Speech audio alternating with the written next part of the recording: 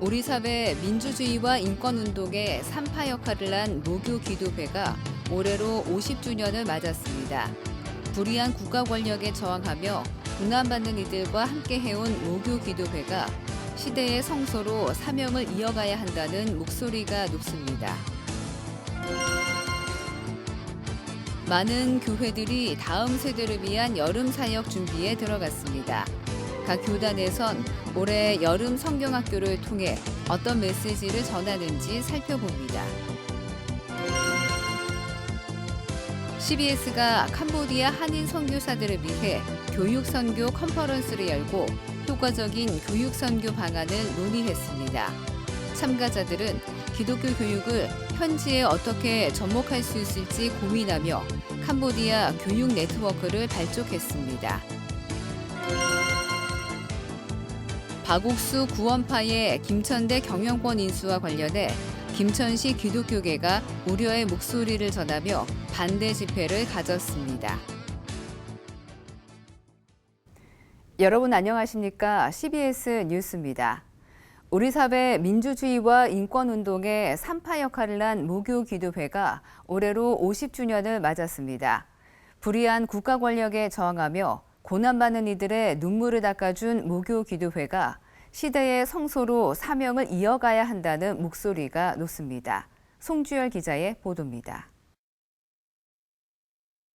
1978년 박형규 목사 석방을 위한 기도회에 참석한 고 김대중 전 대통령과 이희호 여사, 1983년 정치범 석방과 복권을 촉구하는 8.15 성명을 발표할 당시 고 김영삼 전 대통령과 함석헌 선생, 한국기독교교회협의회 온라인 아카이브에서 찾은 과거 모교기도회 흔적입니다.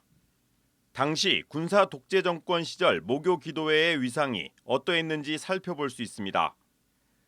1973년 남산 부활절 연합예배를 내란 음모 사건으로 조작한 박정희 유신 정권에 맞서 이듬해 구속자 석방을 위해 시작한 모교기도회가 50주년을 맞았습니다. 모교기도회의 50년 역사는 이른바 개발 독재로 고난받는 이들의 눈물을 닦아주고 우리 사회의 민주주의와 인권 회복을 위한 예언자적 목소리를 내온 시간이었습니다. 구속된 분들은 감옥에서 기도하고 우리는 밖에서 함께 기도하자 하는 것이 처음에 우리의 기도의 시작의 초점이었습니다. 초대교회의 모습이었습니다. 거기서는. 교회에 나오느냐 안 나오느냐 상관없어요. 다 찬송가 같이 부르고 같이 기도하고 참 그 기도가 간절했습니다. 모교기도회가 열린 종로 5가 한국기독교회관은 당시 서울 명동성당과 함께 민주화운동의 양대 축이었고 국가 권력 피해자들이 억울함을 호소하는 공간이었습니다. 모교기도회는 민주화 실천 가족협의회, 장기수 가족협의회, 전국 민족 민주유가족협의회 등이 형성되는 모판이 되기도 했습니다. 모교기도회의 산증인인 김상근 목사는 모교기도회 50주년을 맞아 기도회의 역사를 박물관에만 두지 말고 시대의 한복판으로 나아가야 한다고 당부했습니다. 호소하고 투쟁하려 할 때 누구에게 기대입니까?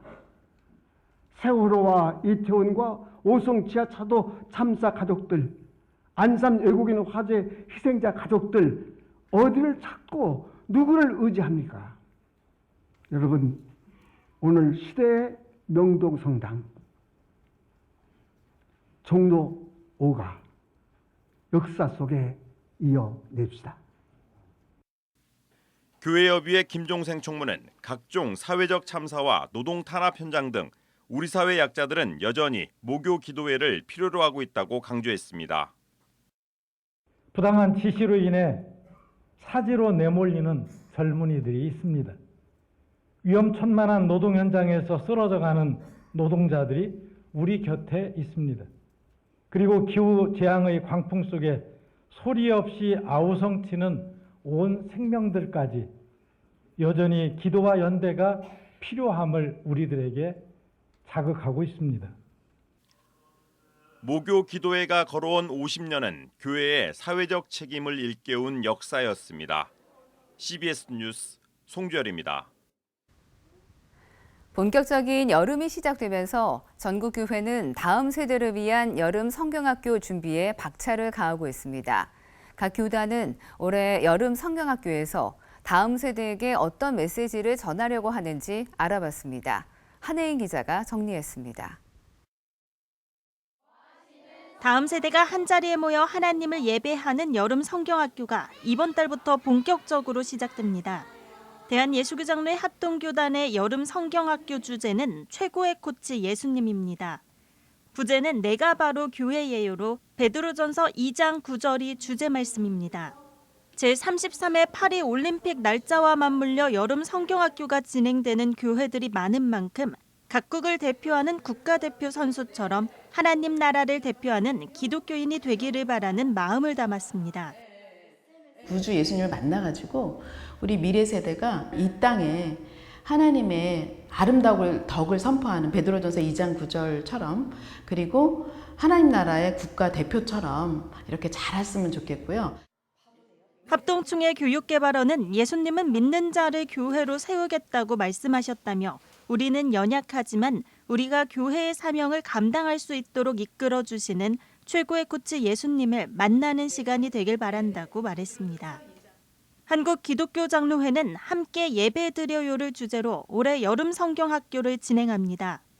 회복된 일상 속에서 함께 예배하고 찬양하는 기쁨을 누리며 다음 세대에게 예배의 소중함에 대해 전달할 계획입니다. 예배는 그것을 경험한 사람들이 한 장소에 모여서 함께 행하는 공적인 의식으로 그것을 통해서 하나님의 변함없는 사랑을 고백하며 경험하며 구원의 희망을 얻고 그것을 감사하며 축하하는 잔치입니다.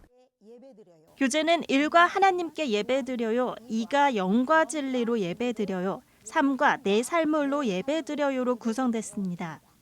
여름 성경학교 이후 가정에서도 말씀을 기억하고 실천할 수 있도록 돕는 말씀과 함께하는 놀이 순서도 마련했습니다.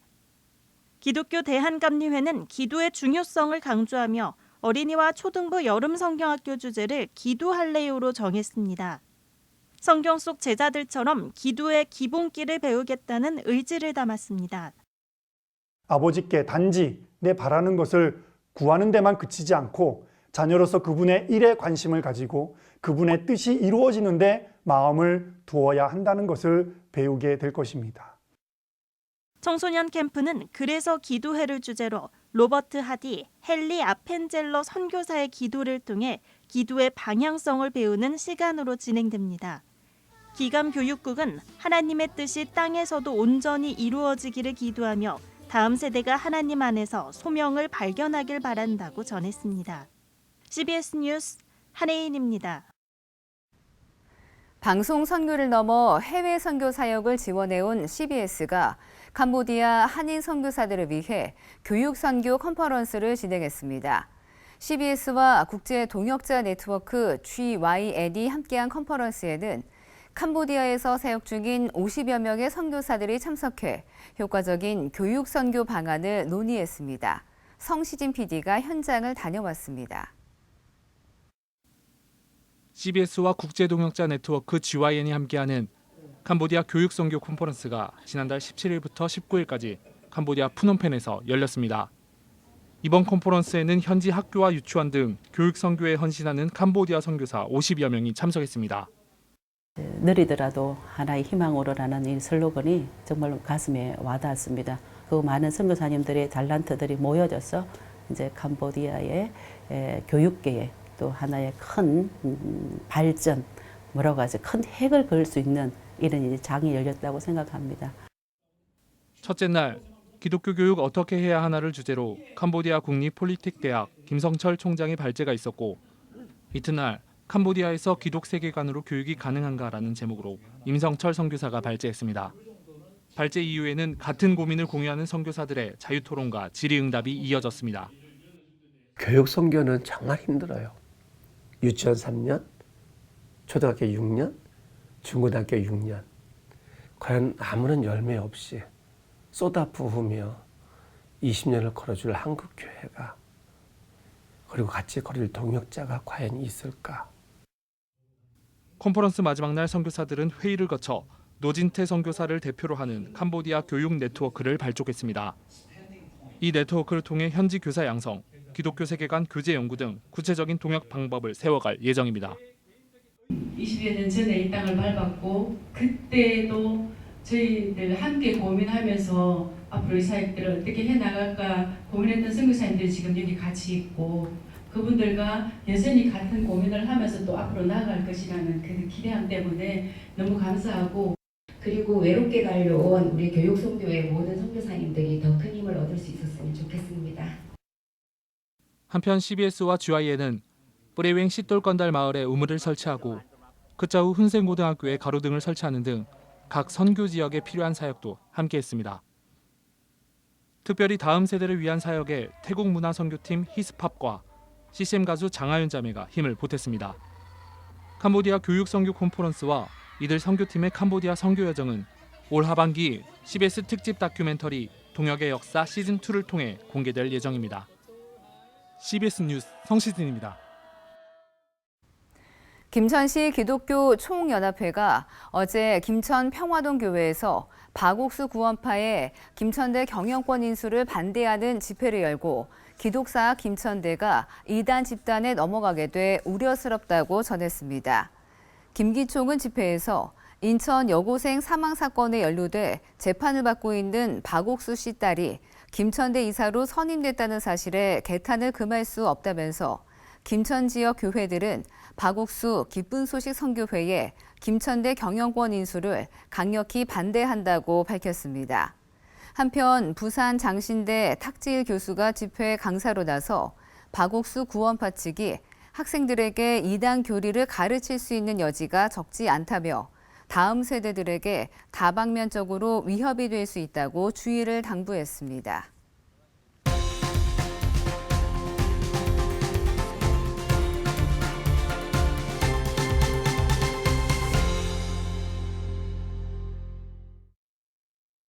한 주간의 주요 뉴스 또 빠뜨린 뉴스 다시 한번 짚어보는 뉴스픽 시간입니다. 이순규 기자, 이번 주에는 어떤 뉴스 픽해 오셨어요? 네, 제가 오늘 처음 가져온 뉴스픽은 대한예수교장로회 통합총회 김의식 총회장의 사생활 논란이 이어지고 있다는 소식입니다. 예장 통합총회 목회자들의 총회장 퇴진 촉구 목소리도 높아지고 있는데요. 예장 통합총회 내 목회자 1,600여 명이 김의식 총회장의 사퇴를 촉구하는 서명운동에 돌입했고요. 예장 통합총회 노회장들은 오는 8일 총회를 위한 기도회를 개최하기로 했습니다. 제109회 총회 장소를 유력했던 소망교회도 김의식 총회장의 사퇴 또는 총회 불참을 전제로 총회 장소 제공을 고려하겠다고 발표한 상황이라 예장 통합총회 임원의 고민은 더욱 깊어지고 있습니다. 하지만 김의식 총회장은 첫 번째 입장문을 발표한 이후 아직까지 침묵을 지키고 있습니다. 다음 픽입니다. 세대주의 종말론 등으로 교계에서 이단성 지적을 받아온 인터콥 선교회, 이번에는 내부 문제가 시끄럽습니다. 인터콥 선교회의 재정으로 매입한 부동산이 선교회를 이끌고 있는 최한우 본부장 명의로 돼 있어서 사유화 논란이 일고 있는 겁니다. 저희 취재진이 확인한 바에 따르면 경북 상주의 전답 3만 제곱미터를 13억 원에 매입했는데요. 명의가 최한우 본부장이었습니다. 또 선교회가 매입한 서울의 한 상가 건물은 지분 49%가 최 본부장의 딸에게 헐값에 매매된 걸로 확인됐습니다. 이런 사실을 뒤늦게 알게 된 소속 선교사들이 선교회 자산과 최 본부장 가족의 자산 내역을 공개하라며 반발하고 있고, 최 본부장은 자신을 모함하는 거라며 사실이 아니라고 맞서고 있습니다. 저출생 현상을 극복하기 위해 기독교를 비롯한 종교계와 정부, 정치권의 노력이 이어지고 있습니다. 정부가 최근 인구전략기획부를 신설한 데 이어 종교계의 도움을 요청하고 나섰습니다. 한국교회 총연합과 여의도 순복음교회는 최근 저출생 위기 극복을 위한 선포식을 진행하고 아이를 낳아 키우는데 걱정이 없는 사회를 만들기 위해 노력하기로 했습니다. 저출생 현상을 극복하기 위해 한국교회가 적극 나서고 있는데요. 아무쪼록 좋은 결과로 이어지길 기대해 보겠습니다. 다음 픽입니다. 올해 한국교회에서는 기독교의 역사를 정리하는 작업들이 활발하게 진행되고 있는데요. 올해 설립 100주년에 맞는 한국기독교교회협의회는 지난 100년의 기독교 사회운동의 역사를 디지털화했습니다. 교회협의회는 온라인 아카이브를 구축해서 사이트를 오픈했습니다. 이 온라인 아카이브에는 1910년대부터 지금까지 에큐메니컬 사회운동과 관련된 사진과 문서, 간행물 등 사료 가치가 높은 24,798건의 자료가 수록됐습니다. 교회협의회는 아카이브 오픈을 시작으로 올해 100주년 기념 사업을 잇따라 펼칠 예정입니다. 다음 뉴스픽 역시 우리 선교 역사와 관련된 소식입니다. 140년 전 1884년 선교사들이 우리 민족에게 공식적으로 복음을 전할 수 있었던 배경에는 대한민국 고종황제가 교육과 의료 선교를 승인하면서부터였습니다. 이때부터 감리교 선교가 첫 발을 내딛었는데요. 이듬해인 1885년 아펜젤러와 언더우드가 방한하면서 국내 선교에 싹을 틔우는 계기가 됐고, 배제학당과 제중원, 정동교회 등 병원과 학교, 교회 설립으로 이어져 구한말 민족에 힘을 심어줬습니다.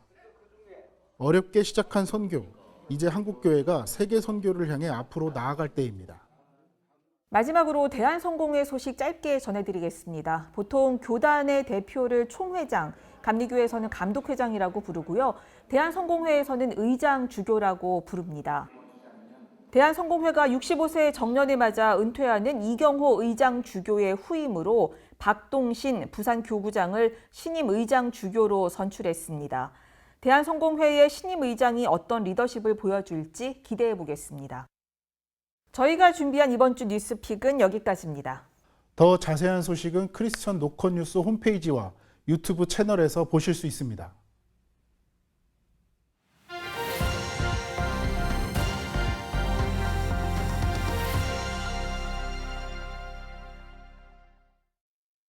간추린 지역교계 소식입니다. 강원도 내 6개 종교 모임인 강원도 종교평화협의회가 정기회의를 열고 기후위기와 저출산 문제 등에 대응하는 데 힘을 모을 것을 결의했습니다. 미스바 대성회는 미스바 구국기도운동본부로 새롭게 출범하고 발대식을 가졌습니다. 강원도의 개신교, 불교, 원불교, 유교, 천도교, 천주교 종교 지도자들로 구성된 강원도 종교평화협의회가 제34차 회의를 갖고 이수형 목사를 대표회장으로 선임했습니다.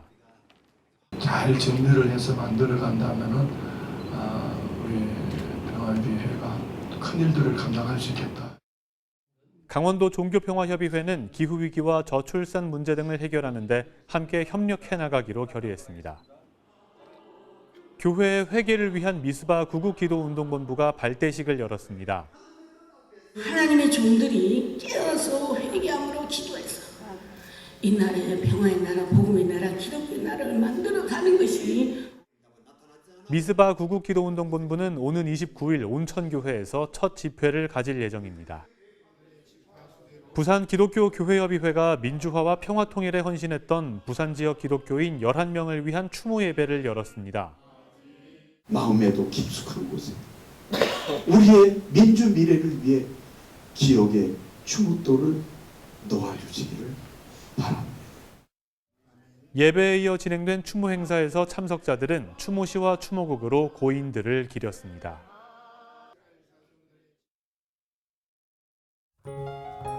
내일은 중부지방을 중심으로 강하고 많은 비가 내리겠습니다.